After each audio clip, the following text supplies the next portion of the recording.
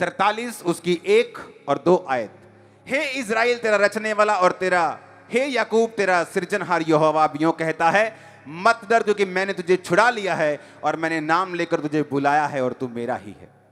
Jesus ने क्या कहा? इज़राइल मतलब आप, याकूब मतलब आप, मत डर, मैंने तुझे छुड़ा लिया, तेरा नाम लेकर तुझे बुलाया। उसने आपको छुड़ाया कि नहीं छुड़ाया? शैतान से छूटे कि नहीं छूटे? पाप से छूटे कि नहीं? नाम लेके उसने बुलाया कि नहीं? अब आगे बढ़ेंगे। जब तू जल में होके जाए मैं तेरे संग रहूंगा, नदियों में होके चले वो तुझे ना डुबो पाएंगी, जब तू आग में चले तो तुझे आंच ना लगेगी, उसकी लौ तुझे जला ना सकेगी। अब आता है दूसरा पार्ट।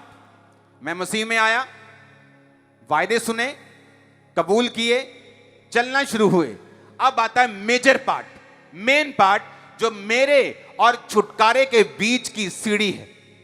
जिस तरह याकूब को सीढ़ी दिखी, खुदा ने कहा मैं तुझे ये दूंगा, ये दूंगा, ये दूंगा, ये दूंगा, ये दूंगा, ओके। अब वो चला गया लाबान के घर में। वो 20 साल उसको लगे तैयारी में, जो खुदा ने कहा था।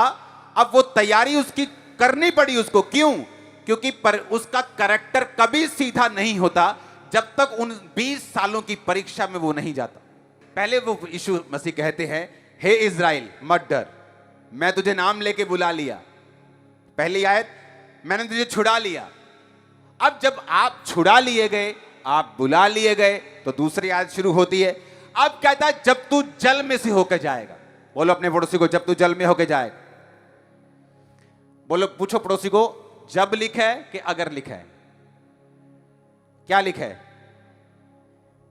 जब। जब मैं आपको मान लो ऐसा बोलूं कि जब मैं तुझे लुधियाना भेजूंगा, हां मैं तुझे लुधियाना भेज रहा हूं, जब फिलौर आए, हां जलंधर से लुधियाना भेज रहा हूं, पहले फगवाड़ा आएगा, गुराया, फिलौर, हां ऐसा आएगा। जब फिलौर आए तो तू वहां मत जाना, तू थोड़ा इधर मुड़ जाना। जब यानी फिलौर आएगा ही आएगा।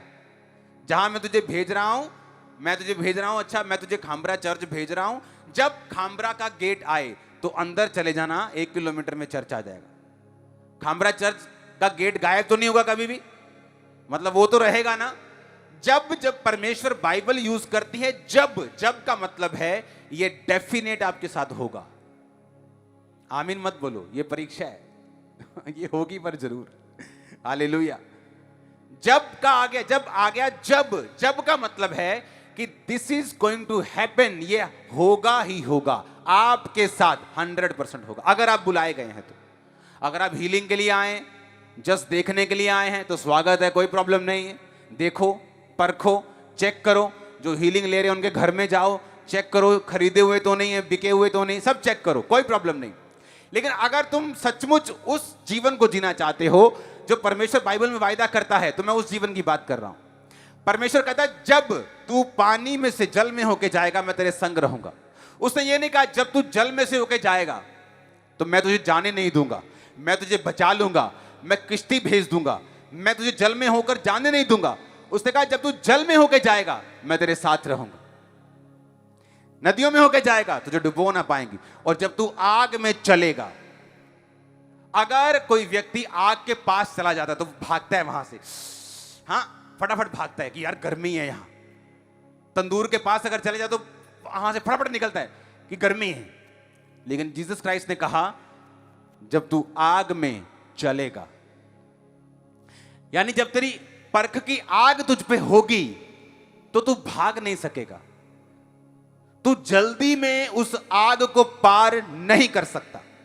अगर यीशु मसीह ने सोचा है तुझे बंदा बनाना है और इसके लिए चाहे तेरा वीजा 10 साल रोकना पड़े, उस वो रोक देगा 10 साल के लिए, और तू उस गरीबी की आग में से चल के जाएगा हर दिन, 1 दिन, 2 दिन, महीना, 2, 3 साल, दूसरा साल, तीसरा, चौथा, पांचवा, 6वां, 7वां, 8वां, 9वां, 10। आपको लगेगा कि मैं इस आग को पार क्यों नहीं कर पा रहा हूं, मैं क्यों इस आग को दौड़ के पार नहीं कर सकता, क्योंकि जीसस क्राइस्ट में उस आग को दौड़ कर पार नहीं करने देंगे। अगर वो जीसस क्राइस्ट में एक परमानेंट छुटकारे की ओर लेके जा रहे हैं तो, अगर वो छुटकारा तुम्हारे वंशों का उसने सोचा हुआ है और एक ऐसा छुटकारा सोचा है जो तुम्हारे मृत्यु जीसस क्राइस्ट के आने तक तुम्हारे पास रहेगा, मैं उस छुटकारे की बात कर रहा हूं। ये तुमसे वापस नहीं जाएगा। तुम्हारी इज्जत बढ़ेगी, ब्लेसिंग्स बढ़ेंगी। आमीन। ऊंचा चाहिए मेरे को, आमीन। वो कहता आग में से तब तू होके, क्या लिखा है, भागेगा कि चलेगा? बोलो पड़ोसी को, बोलो क्या लिखा है। बोलो बोलो क्या लिखा है, एक दूसरे को बताओ क्या लिखा है। हां, क्या लिखा है?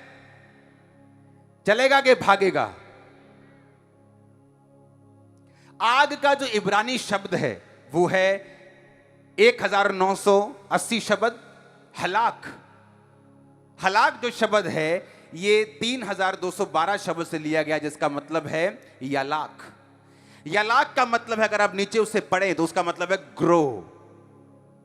आग का मतलब है ग्रो। जब तू आग में से होके जा रहा है, वो आग नहीं है, वो तेरी ग्रोथ है, वो तेरी ब्लेसिंग है, तेरी ब्रेड है, तेरी ताकत है।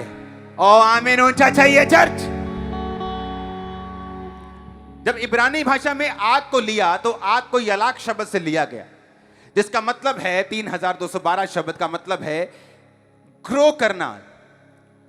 आग और ग्रोथ ये दोनों सिमिलर हैं, दोनों एक हैं बाइबल के मुताबिक। इसका मतलब क्या, क्यों परमेश्वर ये चाहता है कि आप परीक्षाओं में से होकर गुजरें? मैं आपको बताता हूं। अगर परमेश्वर आपको आज परीक्षाओं से निकाल कर वो आशीष नहीं देगा, मैं आपको गारंटी देता हूं वो आशीष कभी भी टिकी नहीं रहेगी आपकी लाइफ। अब बड़ी गहरी बात मैं बोल रहा हूं। उन परीक्षाओं के दिनों में कुछ मेमोरीज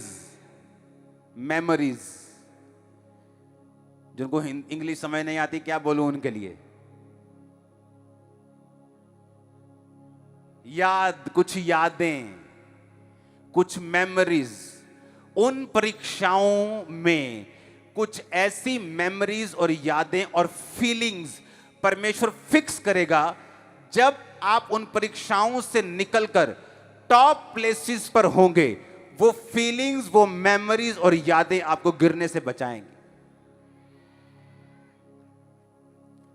और ये वचन तब तक समझ नहीं आएगा जो अभी मैंने बोला है, जब तक आप इसे एक्सपीरियंस नहीं करेंगे। क्योंकि ये बताने वाली बातें नहीं, ये एक्सपीरियंस करने वाली बातें। वो मेमोरीज, वो यादें, वो तरीके, वो परमेश्वर का हाथ, वो काम करने का वे और तरीका, और वो सिचुएशन और वो परिस्थिति, जब आप एक लेवल पर पहुंच जाएंगे, आपको उस लेवल को मेंटेन करने के लिए आपकी हेल्प करेगी। और इसीलिए परमेश्वर चाहता है कि जब तू जल में जाए, जब तू नदी में जाए, जब तू आग में चले, तो मैं तेरे संग हूंगा। दूसरों को वो आग जला देगी पर वो तुझे जला नहीं पाएगी। दूसरे उस पानी में डूब जाएंगे पर तुझे डुबो नहीं पाएंगे। ये फर्क होगा कि तुम मेरे द्वारा ठहराई गई एक असली परीक्षा में हो, जो तुम्हारे भले और तुम्हारे फायदे के लिए। और बिलीव करना, 100 में से 100 लोगों को परीक्षा अच्छी नहीं लगती, इंक्लूडिंग मी। मैं भी बीच में हूं आपके। चाहे मुझे मालूम हो कि आने वाले समय में परमेश्वर क्या करने जा रहा है, इस परीक्षा के बाद वो क्या करने जा रहा है, तब भी हमें वो परीक्षा अच्छी नहीं लगती।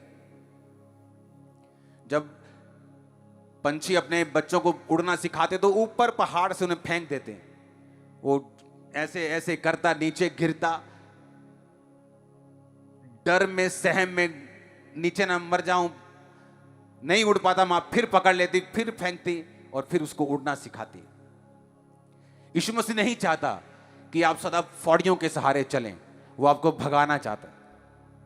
वो नहीं चाहता कि वो आपकी मां हमेशा आपके मुंह में रोटी डालती रहे, वो खुद आपको उड़ना सिखाना चाहता है। और उसके लिए वो आपको ट्रेंड करेगा, उसके लिए वो आपकी परीक्षा करेगा, उसके लिए वो आपको आग में से, पानी में से चलाएगा, ना कि भगाएगा। वो एक पेशेंस, एक धीरज आप में पैदा करेगा। और जब आप उससे निकल जाएंगे वेल बिहेव के साथ, प्रेयर्स, फास्टिंग के साथ, गुड कैरेक्टर के साथ, तो मेरी बात नोट कर लेना, इस पूरी दुनिया में आपके जैसा एक भी मैच नहीं होगा। और आमीन ऊंचे वाला चाहिए।